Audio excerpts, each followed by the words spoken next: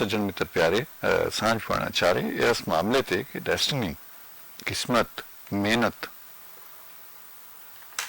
जी आखा अस्सलाम वालेकुम जी। वालेकुम अस्सलाम। मिर्जा भाई गल कर रहे हैं दानियाल सालिस सेंटर ओनर। दानियाल साहब गल कर रहे हैं कितों गल कर रहे दानियाल सालिस सेंटर नहीं अपने इलाके का नाम दसो लाहौर तो गल कर रहे हो मैं शाहजमाल तो बोल रहे शाहजमाल तो ठीक है जी वो जी ਤੁਹਾਡੀ ਗੱਲਾਂ 'ਚ ਉਹ ਸਜਾਵਟ ਆਉਂਦੀ ਹੈ ਕਿ ਬੰਦਾ ਬਿਆਨ ਕਰਦਾ ਵੀ ਨਾ ਬੰਦਾ ਜਿਵੇਂ ਕੋਈ ਇਨਸਾਨ ਦੀ ਖਿਦਮਤ ਕਰੀ ਦੀ ਉਹ ਲਫ਼ਜ਼ ਨੇ ਜਿਨ ਤੁਸੀਂ ਗੱਲ ਕਰ ਰਹੇ ਹੋ ਇੱਕ ਕਿਸਮਤ ਇੱਕ ਰਾਜ ਹੁੰਦਾ ਹੈ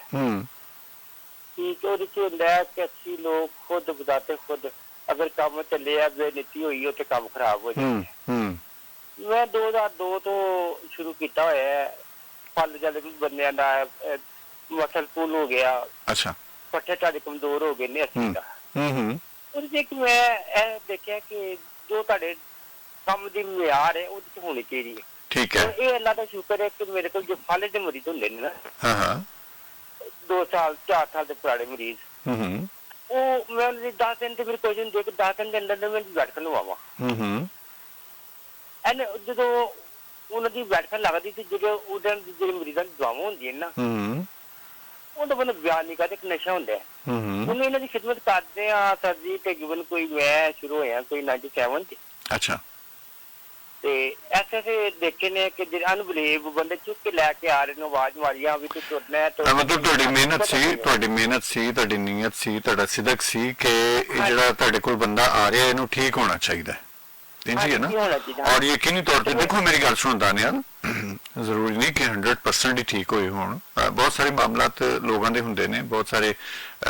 डिजीज की कैफियत भी मुख्तलिफ होंगी है जे अगर तुहानू देखो अगर तुहानू 50 तो 60% सक्सेस हो रही है तो इसका मतलब है तुसी सक्सेसफुल हो ना तुसी कामयाब हो बिल्कुल बिल्कुल ਇਹਨਾਂ ਦੀ ਬਦੌਲਤ ਮਾਲਕ ਨੇ ਸੱਜੀ ਮੈਨੂੰ ਕੀ ਕੀਤਾ ਕਿ ਮੇਰੀ ਜਿਹੜੀ ਸ਼ਾਦੀ 2002 ਚ ਹੋਈ ਤੇ 2018 ਚ ਮੈਨੂੰ ਮਾਲਕ ਨੇ ਪੁੱਤਰ ਦਿੱਤਾ ਇਹਨਾਂ ਦੀ ਦੁਆਵਾਂ ਤੋਂ ਬਦੌਲਤ 16 ਸਾਲ ਬਾਅਦ ਲੋਕ ਬੜੇ ਨਫਾਸ ਕਹਿਣਾ ਲੈਂਦੇ ਨੇ ਜੋ ਔਲਾਦ ਨਹੀਂ ਹੁੰਦੀ ਲੇਕਿਨ ਮੇਰੀ ਜਾਂਚ ਹੋ ਜਾਂਦੀ ਸੀ ਕਿ ਮੈਂ ਇਹਨਾਂ ਮਰੀਜ਼ਾਂ ਦੀ ਇਨਸਾਨੀ ਦੀ ਖਿਦਮਤ ਕਰਨਾ ਹੈ ਬਹੁਤ ਅੱਛਾ ਅਗਰ ਤੁਸੀਂ ਇਨਸਾਨੀ ਦੀ ਖਿਦਮਤ ਉਹਦੇ ਕੀ ਹੁੰਦਾ ਕਿ ਤੁਸੀਂ ਦੌਲਤ ਨਹੀਂ ਕਮਾ ਰਹੇ ਮੈਂ हाँ ये तो है लोगों का तो भूखा भी सोना पैदा है यकीन कर लो ऐसे ही है बिल्कुल लेकिन जो कोई मुरीद आंदा तो मुझे